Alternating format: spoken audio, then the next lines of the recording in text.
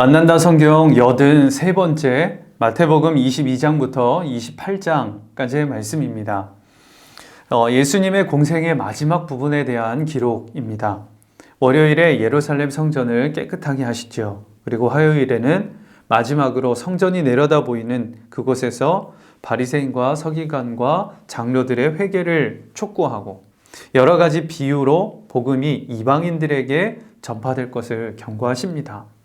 그리고 예루살렘이 내려다 보이는 감람산에 오르셔서 제자들을 다 모아놓고 재림을 말씀하십니다.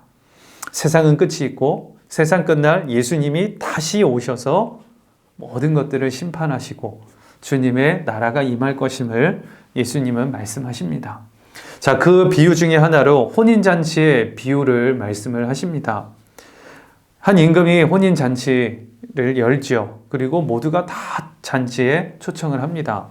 그런데 각자 자기의 가지고 있는 이유로 초청에 응하는 것을 미룹니다. 그러자 이 임금은 초청에 응하지 않는 이들은 다 내버려두고 길거리로 나가서 다 잔치에 오라고 이야기를 하죠. 이 비유는 유대인들에게 그 복음이 전해졌지만 거기에 응하지 않으니 이방인에게 그 복음이 전파될 것을 말씀하는 것입니다. 또 천국에 대한 여러 많은 이야기들도 예수님이 이야기를 해주십니다. 예수님이 누구십니까? 천국에 살다 오신 분이에요. 누구보다 천국을 잘 아실 거예요. 그러니 생생하게 분명하게 그 천국을 들려주실 수 있는 거죠.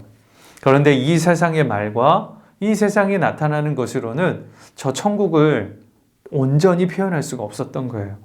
그래서 비유로 말씀을 해주시는 겁니다. 자, 그러니 이 말씀을 통해 비유로 천국을 한번 상상해 보십시오. 내가 좋아하는 것, 그 이상 너머의 그 천국의 모습이 있음을 알 수 있게 되실 겁니다.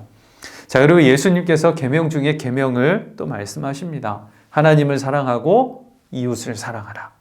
우리가 정말 잊지 말아야 할 계명이요 강령입니다. 하나님 사랑, 이웃 사랑. 그렇게 우리가 사시길 축복합니다. 자, 그리고 마지막 때에 어떻게 될지도 그 징조를 또 예수님이 말씀하십니다.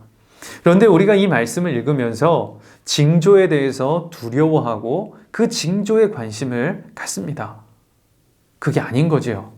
징조들이 나타날 때마다, 그런 모습들이 보여질 때마다 두려워하면서 그것을 볼 게 아니라 이런 모습들이 나타나니까 그러니까 주님을 더 바라봐야 하는 거예요.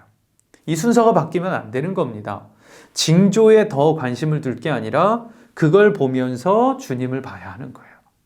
그러면 우리의 신앙은 건강하고 흔들리지 않고 이단이나 극단적인 종말론에 빠지지 않을 수 있는 것입니다.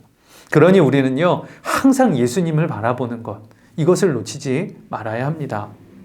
자, 더욱 깨어서 주의 기쁨이 되는 삶을 살고 복음을 전파하는 삶을 우리가 살아가야 하는 거예요. 열처녀의 비유와 또 달란트의 비유가 이것을 말해주는 것이죠. 깨어서 기다림. 주님을 맞이할 거룩한 신부로 살아가야 한다는 것입니다.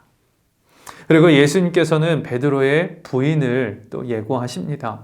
닭 울기 전 3번 부인할 것을 말씀을 하시고 또 겟세마네 동산에서 땀이 피가 되도록 기도를 하시죠. 그리고 예수님께서 로마 병사들에게 잡히시고 재판을 받으시고 또 십자가의 길을 걸어가십니다. 이 십자가의 고난을 읽으실 때 이 눈으로 보시면 됩니다.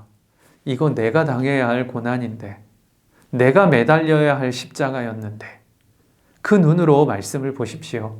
그러면 예수님의 그 십자가의 놀라운 은혜와 사랑이 내 안에 그대로 누려지게 될 것입니다.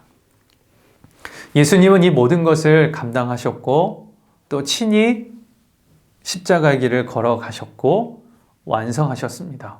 그것이 부활입니다. 죽으신 지 사흘 만에 예수님은 부활하셨고 제자들에게 그 모습을 보이셨고 또 제자들에게 마지막 말씀까지 남겨주시죠. 세상 끝날까지 너희와 함께하리라. 가서 가르치고 또 전하고 사람들을 제자 삼으라. 예수님 말씀하십니다. 그 말씀은 지금도 유효합니다. 우리가 감당해야 할 일인 것이죠. 주님의 복음으로 살고 그 복음을 전하고 하나님 나라를 위해 사명을 감당하는 우리 모두가 되어야겠습니다.